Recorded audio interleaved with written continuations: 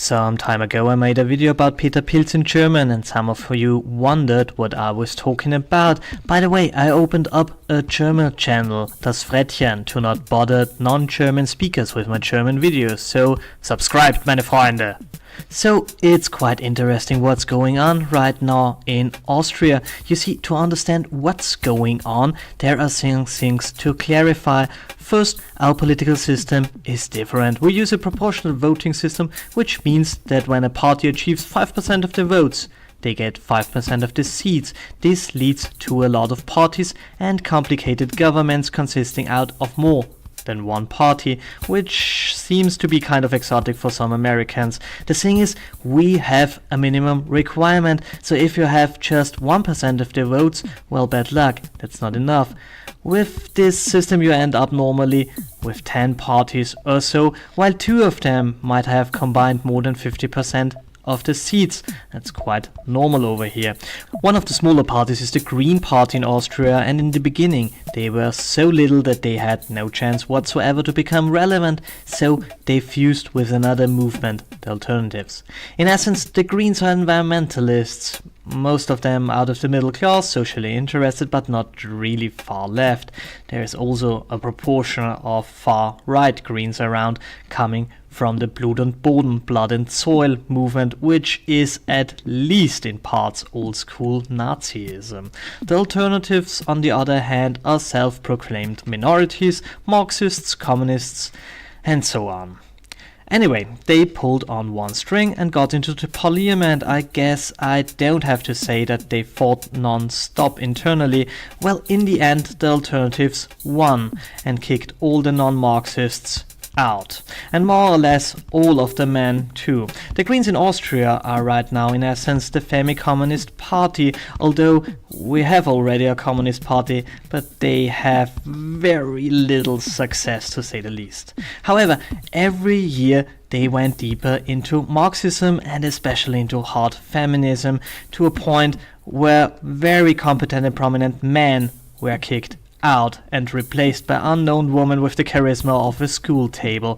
One of these guys were Peter Pilz. Pilz is quite famous for being a pain in the arse of anyone. He hates corruption and is one of the few people and politicians I deem serious and close to incorruptible, not because he is so good, but because there is nothing on the planet as stubborn as he is. And he decided to leave the Greens to form a new movement. You see, I had the hope that he would reform the Green movement, or better, split it again into the Alternative and the Environmentalist movement, but the truth is, he is a Marxist too. He's a Trotskyist, which makes him different, but he is still far left.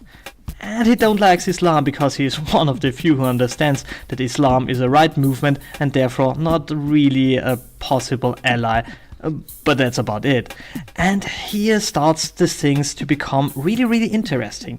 He said that parties are part of the problem. He's an expert in a certain field and want to bring other experts into parliament because what sits there is a disgrace. And that's mind-blowing. If you think about that, he has not a lot of love for our right wing, but he accepts factual authority.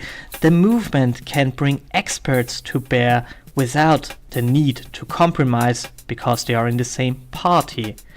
It could be a movement that votes for the same question 50% with yes and 50% with no, because there is no party that would force them to vote in a certain way. In an extreme situation where he would have 100% of the votes and 100% of the seats, experts would discuss our fate. Experts who understand that if they have no clue, they would not even vote, but let those work who are fit. Imagine that! I mean, it's absolutely unrealistic, but this is how a republic should be led. It looks like Pilz would have good chances to make it into parliament in fall this year. This movement, because it's not a party, is something completely new, something that is absolutely unheard of in Austria, and I fear it's a bit too radical for a lot of us right here, but it's a start. It's a wonderful idea, it's a great project, and I'm very much tempted to support it.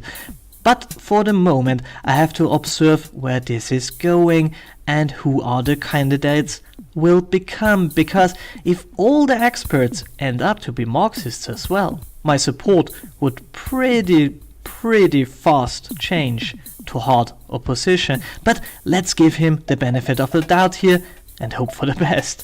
Thanks for watching. Let me know your thoughts, especially if you don't agree, and even more so if you're Austrian and actually affected. Remember, in this case, please also my German channel, das Frettchen.